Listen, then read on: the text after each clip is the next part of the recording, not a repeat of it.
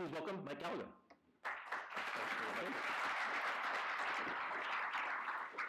Thank you very much, Richard. Thank you for that warm welcome. I'm so impressed and I'm so humbled to be here.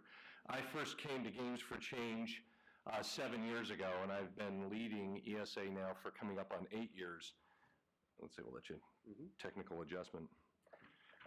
And I have to say that it's been inspiring to be around the leaders like yourselves that are creating the education environment for tomorrow.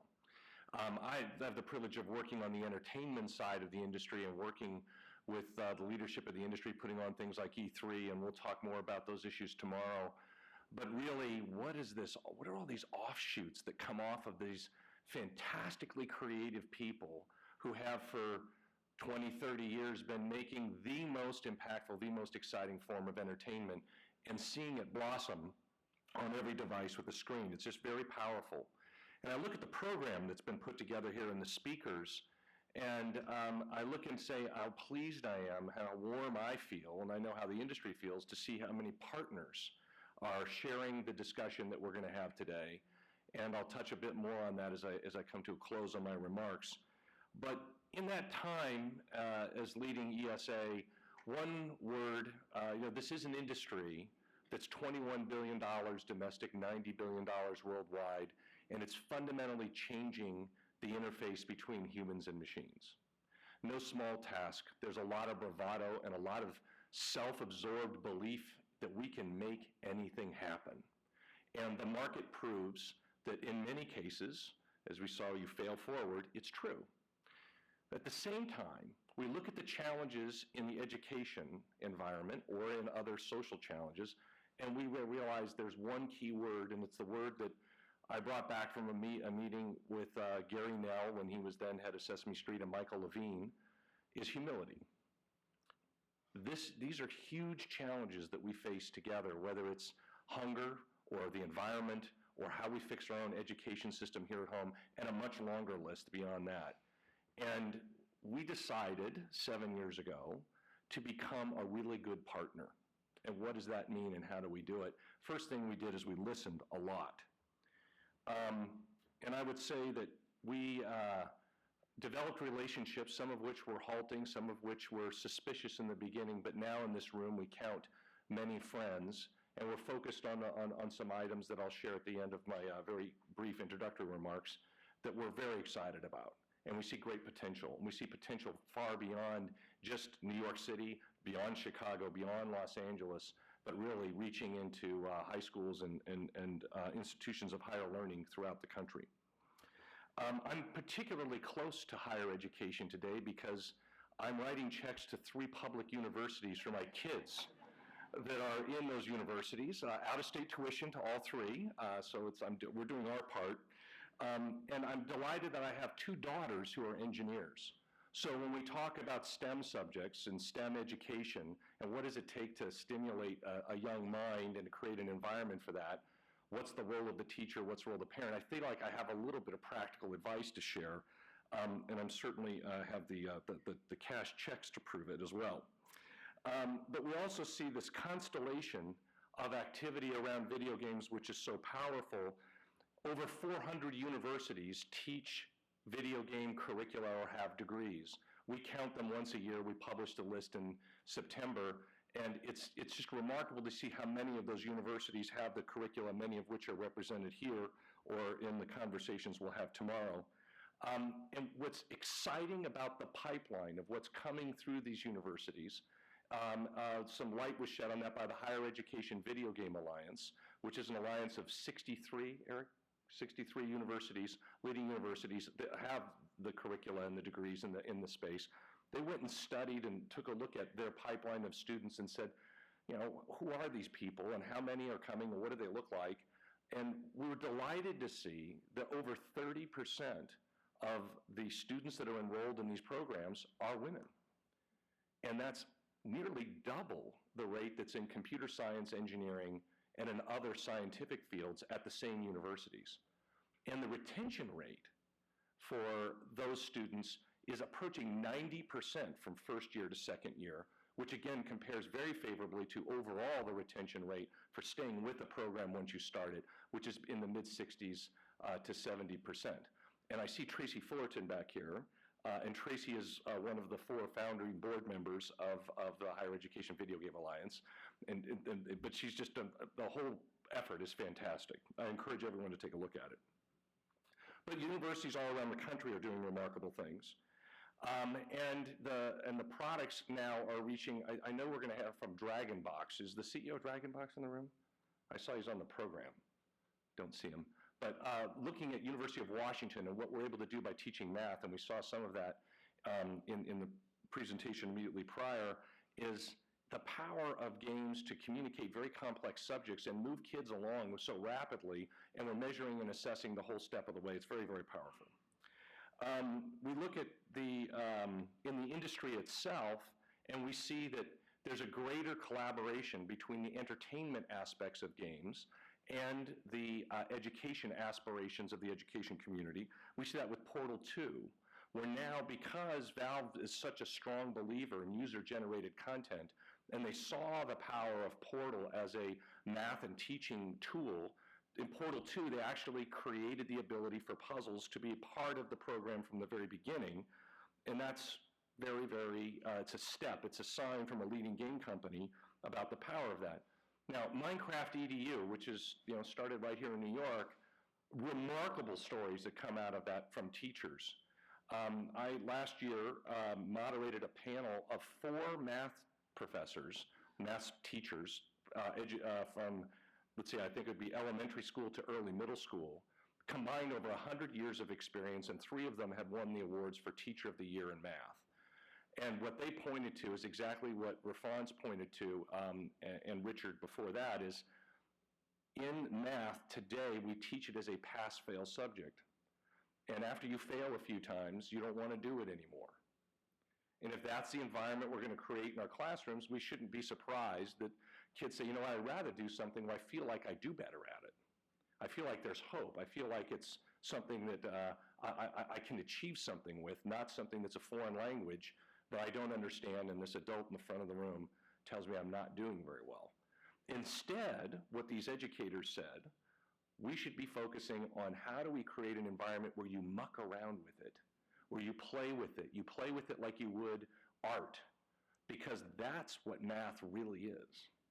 And when you get to that degree of comfort and aptitude, you're able to move on and do some very, very remarkable things with your life. But there's this period where, especially in middle school, especially with young girls, we have a very significant drop-off in math attention and math aptitude and math desire. And a lot of it has to do with how we're teaching the subject. And this is coming from experts in the field. And then I would also point with great excitement to the work that Jessica Lindell does at the GLASS Lab, the Game Learning and Assessment Lab, which was started as a partnership with Michael Levine as one of the leading ideas, and then the Gates MacArthur Foundation, and Eric Huey, who sits over here, is the inspiration behind much of the work that we do at ESA when it comes to education and the social aspect of games. Put together the GLASS Lab. It went from an idea 4 years ago that was launched at E3 to launch 18 months ago.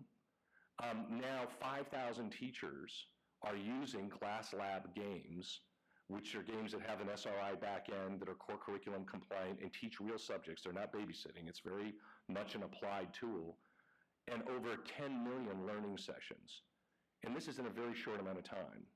And it just shows how responsive the industry can be to be helpful and be a good partner and to come such a long way from where we were 7 years ago. I can go on, but I think it'd probably be better if we turn to the question and answer period, and I'll just end with this, is that the partner list that we're so pleased to share includes organizations like the Girl Scouts, Children's Miracle Network. Children's Miracle Network, we've raised using a gaming experience that's done all in one day, kind of like not a hackathon, but more like a game jam, yeah, more like that. And we've raised $13 million in the last 2 years for Children's Miracle Network hospitals. And it's just the power of the gamer as part of the charitable exercise. iCivics, is a remarkable, I'm sure we'll hear more about that in the program, remarkable testimony and success of video games to teach civics coming from a former Supreme Court justice who didn't grow up playing video games, but certainly has embraced the power of what they're able to do. We have museums, whether it's MoMA here in New York, the Smithsonian, and others that look at video games and say that they're worthy of artistic protection, expression, and exhibit. And then we have dozens of colleges and universities that we've partnered with on a wide variety of things. And what those all lead to are this notion of inspiration from an industry perspective, tying it back to what does all this mean for ESA and the larger industry. We need a lot more really smart people working in an industry that's redefining the interface between humans and machines and entertaining everyone on every device. Now, there's a lot of other positive byproducts to everyone moving down this path together, but we're not producing enough of them. And the average wage is $100,000 a year, and if you get in front of a class and you say, what do you all want to do? They'll say, make video games. If you tell them you are in the video game industry, you have their complete attention. They want to know, have you played this? What do you know about this? Have you met so-and-so? When's the next version of Mario coming out? They want to know these things. And how do we capture that aspirational part so that we can create this workforce of tomorrow? Very powerful motivator for us. And finally, I will just close, and then I look forward to your questions in the discussion, is we started this discussion 7 years ago with a meeting. 2 years after that, it was a challenge. How do we go do something? It's not a white paper. It's not a theory. Those are important, and certainly there needs to be work done in those areas. But from the industry's perspective, how do we reach kids fast and move the ball? Because that's what we need to do when you see movies like Waiting for Superman that show how desperate our challenges are, certainly in the education environment, not to mention other social challenges. And so that's our challenge, is not to say that this theory is now true, but let's prove it's true. And let's shame those into not believing, into getting on board with the rest of us. So thank you for the opportunity to be here. Thank you for the chance to sponsor.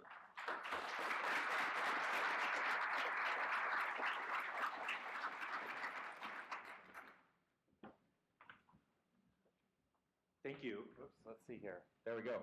Thank you very much. And we're going to invite Franz Davis also to come join us for the discussion here. And for those of you who we already have people asking some great questions coming in. If you haven't done that, you want to ask some questions, just use the hashtag, and I'm watching right here, and we'll see whoever has the most interesting Twitter handle. I'll ask your question, and we'll do that very scientifically. That's how we do things. Let me, before jumping into those questions, though, I want to ask something. This was my question on Twitter, had I posted it. I'm very curious about, in a quick statement, so this is your one sentence, maybe you can use a dash or a colon, but no more than one sentence. What do you see as the vision of the future for games and education? What does it look like? What do you imagine it to be? What excites you about the future of games for learning? I think for me, I think what excites me is this idea of making them more immersive. That's critical, I think. Awesome, thanks. Mike? Moving the bottom 40% of classes in STEM subjects up to B students. Awesome. So when you think about both of those shifts, plus some of the others that we've talked about, what do you feel like, and I'm going to ask to you in a second the one about the educators, but Mike, to you, what do you feel the game industry is going to need to do differently over the next few years to get there? I think that the industry needs to recognize that there's a market here to serve. It's not just charity work. It's something that if you apply the talent like Jessica has done with Glass Lab, that there's a real impact. That impact is worth pursuing, and potentially there's a business there, and if it is, we should be in it. Yeah, that's a good point. And so, by the way, one of the things that are interesting when I talk to developers and we think about, feeling weird about building media tools that are being sold to education.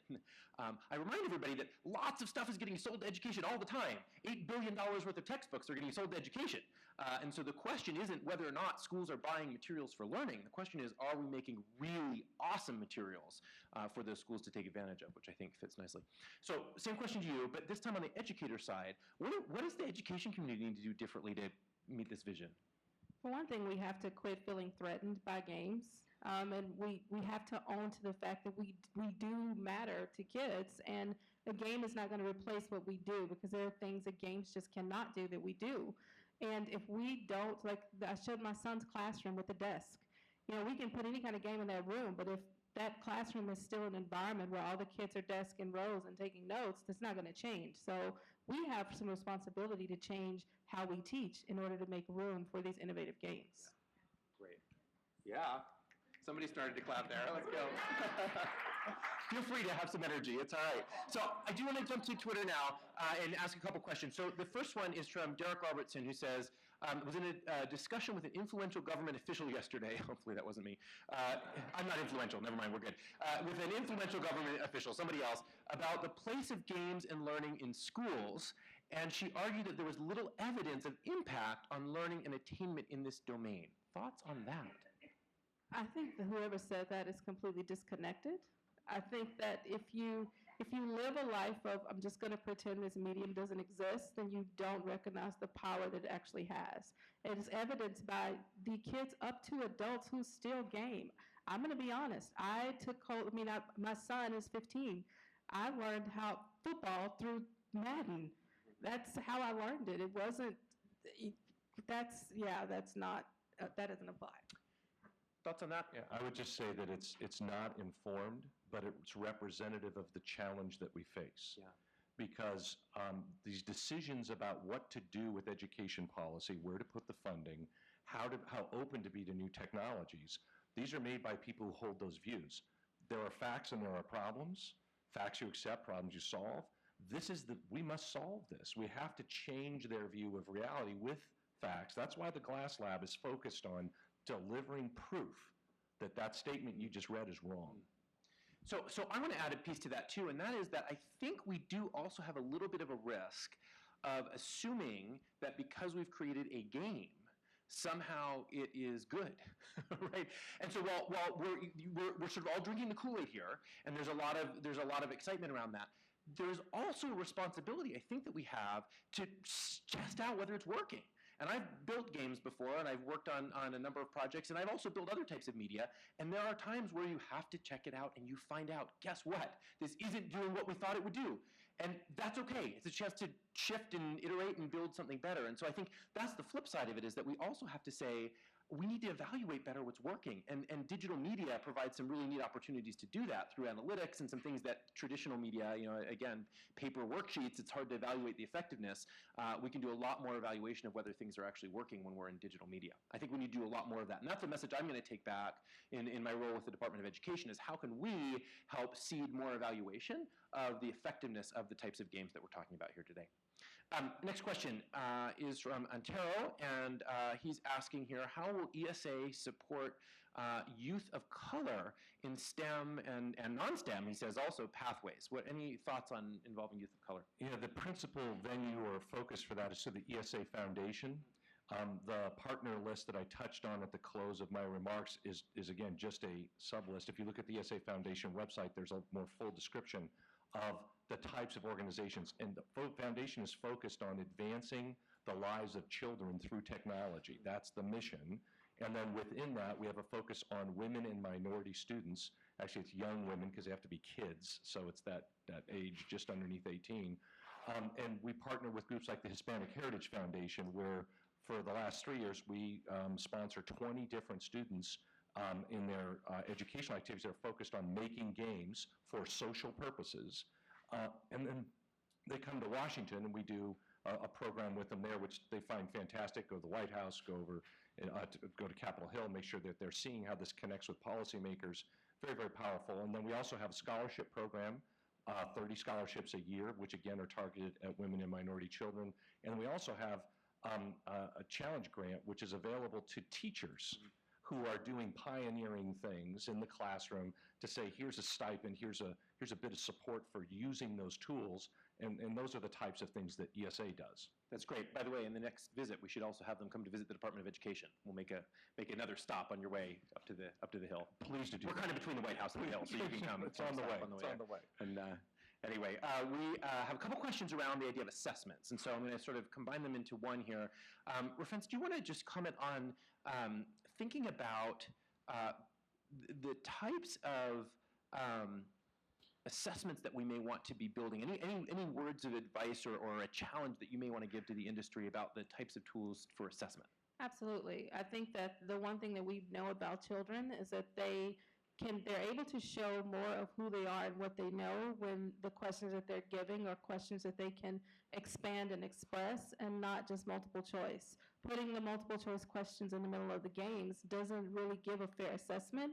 Giving kids a process or a problem that they can demonstrate and show is a better assessment. And it can be done in games because you do it all the time. Got it. Thank you. I think that is an area, if we talk about a place where there is low-hanging fruit, right? Not even low-hanging, it's like on the ground, ready to be picked up and eaten, is in the area of looking at games and what that means for assessment. We have time for just a couple more questions. Let me see if I can sneak in a few here. This one from my good friend Elliot Macy, who is asking about expanding the conversation around games. He says, can we think of it beyond just digital games? For example, First Robotics is a game that is non-tech. Thoughts on that? Yeah, from my perspective, one of the most exciting technologies, and I've yet to experience it, but I have read about it, and I think it has great potential. I think it's called, is it Pixelberry? It's the $20 computer kit that's open source that's used, and it's... Raspberry Pi? Is Raspberry Pi, that's it, Raspberry Pi. Sorry. Close. I think I have one in here somewhere. But you look at Raspberry Pi as an idea. Certain things used to be beyond the reach of students or teachers because they were expensive or they were complex. Now you can take computing tools, and I used a 65-in-1 when I was growing up, and you would make a transistor and make a radio and do those things. Now we have very cheap disposable computing capabilities at the same time as we have dev kits and different engines that can be used for game development. So it's children as creators, not just consumers. Those types of tools are very, very positive. Yeah. Any other thoughts on that? Yeah, I mean, I think that one of the things that teachers do very well, especially the ones without access to technology, is finding a way to bring games into learning that aren't things that are plugged in. And a lot of that deals with kids developing them themselves, taking a problem and making a game out of it, and really applying the skills, the design thinking skills that go into game design to more, what is it, what's the word for non-digital? Well, that's a better word, non-digital gaming. So I absolutely, I think that exists, and that's an important thing that we need to talk about as well. Great. So we're going to do 2 more quick questions, then we'll wrap up here. And there'll be lots of other opportunities to continue the conversation. This one from Jonathan Rochelle. JR, where are you at? Back, there we go. Question from JR is, what do edu-gaming and developers need to see from large companies in the space? The Apples, the Googles of the world, the Microsofts of the world. What do we need to see from those companies in order to bring this all about? You know what? I think that I need to add to that is we need to see more of an approach not to just make something because you can, but to make something that really matters and has an impact. And I think that there's a lot of conversations you can have around that, and hopefully we will today. And what I would add to that is Caroline Curtin is here from Microsoft, and Microsoft has a very deep commitment to facilitating the education environment, does a fantastic job, and now has Minecraft as a major catalyst for further success in that area. Along with Project Spark, there's a deep commitment there, and I think that other companies could model that. Got it. Great. One question that we'll pass over, not because it's not important, but because we actually have a great session on it that I want to point people to. So there's a question about how do we promote accessibility in games for learning? And if you notice in your guides, we have a session coming up in the afternoon, in one of the afternoon workshops called Includification, which is going to be a great session on thinking through how to make games accessible for a whole variety of learners that we often leave out of the process. And so that'll be a great session that I would encourage you to go to. Last question. And this comes from Stan Frieda and says, how can educators help inform parents and administrators that there's value in using game-based learning? Let your students be the advocates for it. I did not even realize the impact of games on learning until I started watching my own children and watching my own students, and that was the difference. So have an event. When you have teacher night, have kids demonstrate how the games that they play and how they use it, and to show that they really do have an impact and how. But you also have to have conversations about appropriateness and timing and all of those other things, but your kids are your best advocates. Yeah, after attending a quarter century of back-to-school nights, I think there probably is a moment in there where they could make that point pretty effectively. Yeah, got it. Big round of applause for joining the conversation. Thank you very much.